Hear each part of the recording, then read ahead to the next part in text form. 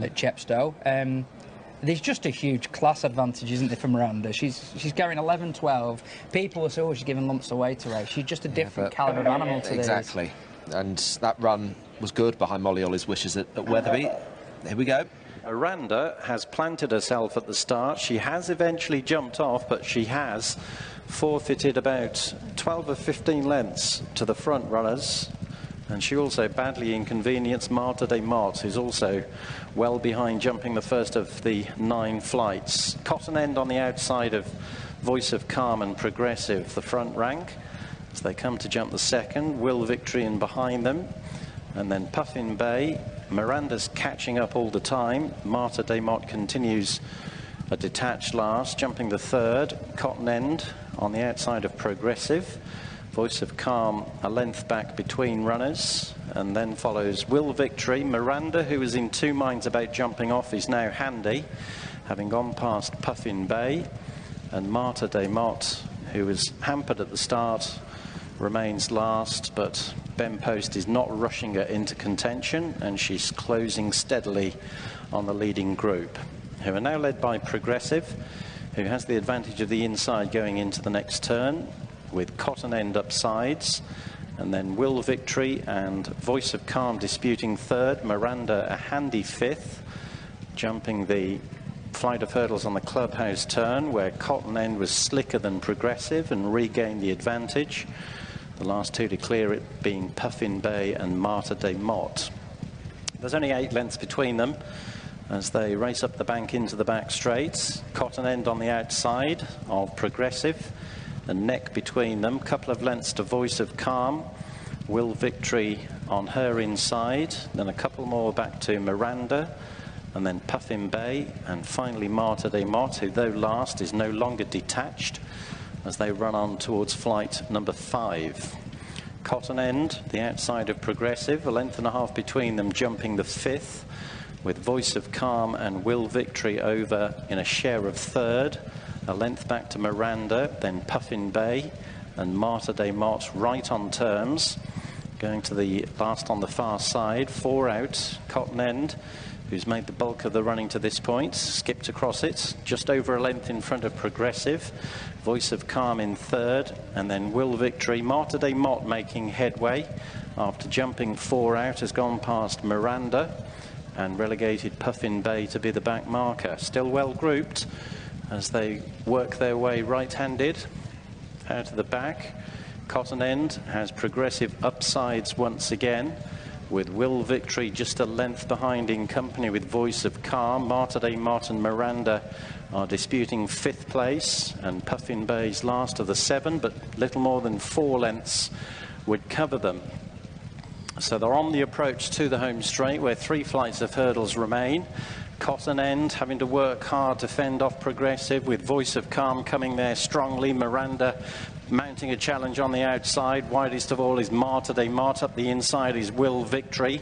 Puffin Bay the back marker as Cotton End drops out, entering the home straight. At the third from home, Progressive and Miranda either side of Voice of Calm, who touched down in front, going strongest of all. They've cleared away from Puffin Bay, running on from the rear. Voice of Calm by just over a length at the second last from Miranda. Puffin Bay running on, and then Progressive into the wings of the final flight with just over a furlong to go. Miranda on the stand side is upsides Voice of Calm. Will Victory fell at the last when beaten. Miranda and Angus Challenger under the stands rails with 100 yards to go from Voice of Calm. They're drawing clear of the remainder. The front pair going toe to toe in the run to the line. Miranda and Voice of Calm have crossed together very tight, clear of Puffin Bay. Marta de Mott and Progressive, and Cotton End has finished last. It's one for the judge, and the slow motion to the line is going to be revealing here. Normally I'm quite happy to say which one I think's one, but I'm saying nothing until I see the slow-mo here. I'm not even going to check Betfair. Oh. Well, on that, odds on near side? I would say near side. When they crossed the line, I thought maybe it might be that Voice of Calm's won it, but look, it's desperately close, so could easily be wrong. Would check Betfair, but this is like a 4G black spot where we're positioned, so we probably won't get a signal anyway. if she hasn't won, clearly we can wind back 3.5 minutes or so and see what happened as the takes went up, because whatever took her eye, she was very slowly away.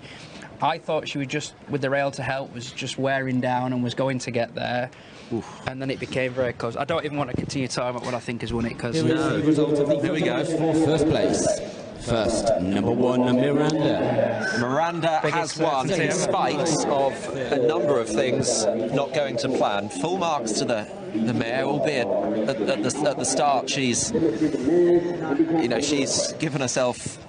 Well, she's given the others a head start at the beginning. She's ended up going very wide into the home straight. Not everything's gone to plan there, but she was still good enough to dig it out. Here is the start of the race. Everything's going swimmingly. Tapes go back. She shies at something, and for a moment it looked like she wasn't going to jump off. I don't think Ben Post is going to be on. That's what he sniffed at. Angus Lady will be on Ben Post's Christmas card. No. That was more than I thought, actually. She's lost more ground there than I recalled at the time. I know it's not... It's not ideal. It's not as bad as it looks. No, but in terms of the ground given away. But here, he's ended up... I think he saw Ben Post going to make a move, Angus Chellider, and thought, no, I'd better go.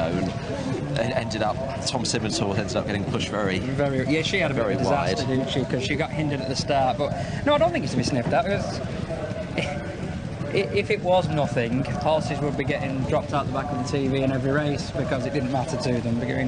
She's given the others 8 or 9. I'm not saying you're 8 or 9 because they haven't gone a brisk gallop at all, but she's overcome clearly some adverse circumstances. And much like last year, I remember we were here, Angus Schneider that day rushed her around the outer, and this was a good old battle, and fair play to her. The second hasn't shirked it one iota, and she has tried really, really hard. I mean, we mentioned that class advantage. That was almost gone early because she conceded so much ground, but brave effort from a very likeable and prolific mare. And yeah, 18 pounds between them. Yeah, these two. The owners group, we mentioned earlier at the top of the show, her and Calvadoge as well, didn't really look stars in the early days, but just the Nichols genius that get an improvement out of them. Maybe she hasn't had to improve a lot, actually, if at all.